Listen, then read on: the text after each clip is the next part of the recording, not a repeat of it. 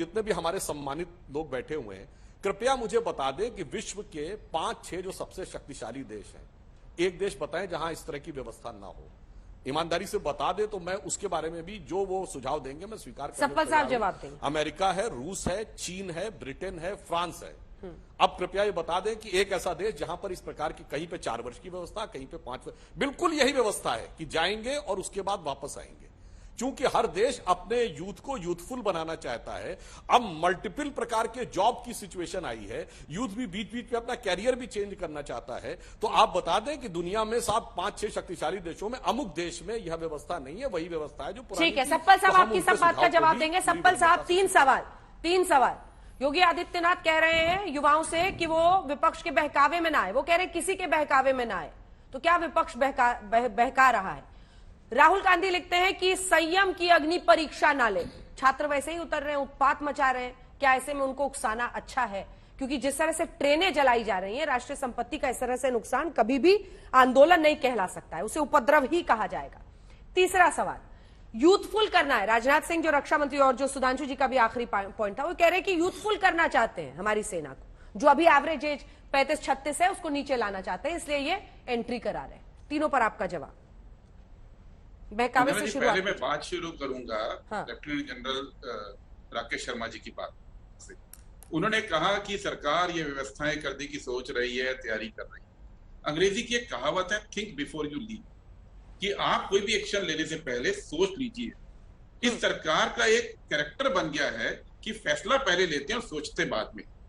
इस केस में भी इन्होंने फैसला ले लिया, अब सोच रहे हैं कि उनको कहां का रीएम्प्लॉयमेंट देंगे। 2 दिन से सारे के सारे मुख्यमंत्रियों को, सबको लगाया हुआ है, प्रवक्ताओं को लगा रखा है। और सुधांशु जी तो बड़े सीनियर है हमारे, मैं बड़े सम्मान के साथ कह रहा हूं, लेकिन सच ये है कि ये आफ्टर थॉट है। एक सरकार के अंदर सबसे बड़ा एम्प्लॉयर सैनिक आर्म फोर्सेज है, सबसे बड़ा एम्प्लॉयर। अभी उन्होंने कहा 17.5 साल में किसको नौकरी लगती है। शायद सुधांशु जी आपको मालूम ना हो, अभी भी सेना में भर्ती की जो जवान की भर्ती की उम्र है वो 18 साल से ही शुरू होती है और 18 से 21 के बीच में ही भर्ती होती है, और वो 20 साल के लिए होती थी। और उस भर्ती में जो युवा आते थे वो चूंकि ग्रेजुएट नहीं होते थे, तो उनको इसकी चिंता नहीं होती थी, क्योंकि जो आर्मी का इंस्टीट्यूशन है उनको ना सिर्फ सिक्योरिटी देता था, बल्कि जो पढ़ना चाहते थे वो आगे पढ़ते भी थे और कुछ तो कमीशन भी की तरफ भी जाते थे। ऐसा तो नहीं है, धीरे धीरे ग्रो भी करते थे। अब सवाल ये है कि आपने वो भर्ती की उम्र तो वही रखी है, 6 महीने कम कर दी गई है, कोई बहुत फर्क नहीं हुआ है। लेकिन वो 4 साल के अंदर अब आप ये कहना चाह रहे हैं देश को कि इन 4 साल में उनकी 9 महीने की ट्रेनिंग होगी, 3 महीने 4 महीने की छुट्टी होगी, बाकी 3 साल वो जो फौज में जिस काम के लिए ज्वाइन किए हैं, जिस भी ड्यूटी पर रहेंगे वहां रहेंगे या अपने को एजुकेशनली अपग्रेड करेंगे। ऐसा तो नहीं है। वहां पे जो पूरी की पूरी ट्रेनिंग होनी है वो ट्रेनिंग वही होनी है जो ITI या पॉलिटेक्निक के लेवल की ट्रेनिंग होती है। बहुत हायर एजुकेशन की ट्रेनिंग तो आप 4 साल में नौकरी के साथ देंगे नहीं। तो सवाल मेरा पहला ये है कि भारतीय सेनाएं जो आर्म फोर्सेस हैं वो ट्रेनिंग इंस्टीट्यूट नहीं है, उनका काम है सरहद की रक्षा करना। उसको आप अब ट्रेनिंग इंस्टीट्यूट कहकर देश के सामने पेश मत कीजिए। ठीक है। बोलते बात यह है कि वो जो अब युवा जा रहा है उससे आपने रैंक भी छीन लिया, उससे आपने पेंशन भी छीन ली, उससे आपने फौजी नाम भी छीन लिया। ठीक है, सुधांशु जी जवाब दे रहे हैं। जैसे कि फौज के अंदर नहीं, पूरी बात होने दीजिए ना, पूरी बात होने दीजिए कि नाम तक छीन लिया फौजी, अब वो क्रांतिवीर कहलाएंगे, फौजी नाम भी उनसे आपने छीन लिया है। तो सवाल ये है कि इस देश के अंदर जो जरूरत है सेना को, अभी सेना को हाईटेक करने के लिए केवल एक एस्पेक्ट आपने उठा दिया। 8 साल के अंदर मुझे बताइए कि सेना का कोई प्लान आपने देश के सामने रखा है जिसमें साइबर वॉरफेयर की बात हो, जिसमें स्पेस वॉरफेयर की बात हो, जिसमें इलेक्ट्रॉनिक वॉरफेयर की बात हो, जिसमें कन्वेंशनल वॉरफेयर की बात हो। जिन चीजों पे काम करना है उस पर आपने काम नहीं किया है, लेकिन युवाओं से नौकरी छीन ली। और आपके वायदे पे हम कैसे भरोसा करें?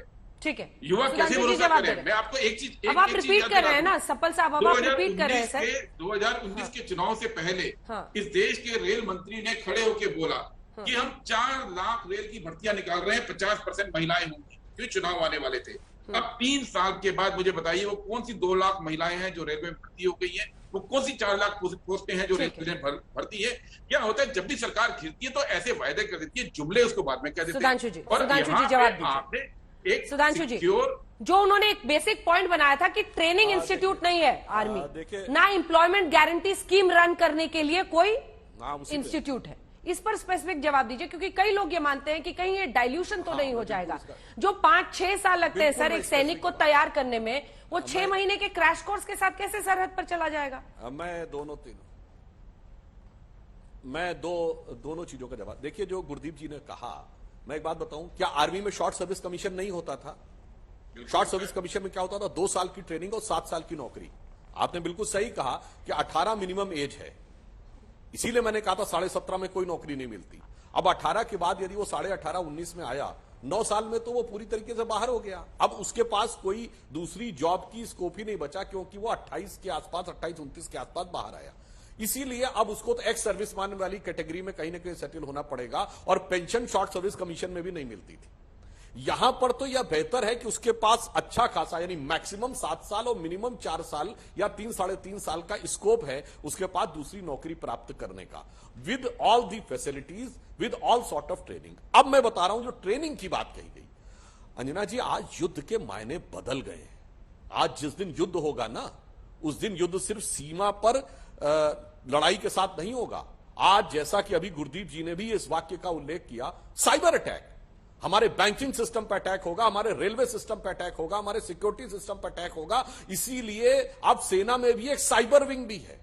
अब आप बताइए, उस साइबर के लिए टेक सेवी युवाओं की भी जरूरत है कि नहीं? वो भी योद्धा हैं, क्योंकि वो युद्ध का एक बहुत बड़ा हिस्सा होगा। अगर इसमें भी किसी को कंफ्यूजन है तो चाइनीज जनरल्स की अनलिमिटेड वॉरफेयर किताब पढ़ ले, या जो अमेरिका में ट्रेनिंग दी जाती है उसको पढ़ ले।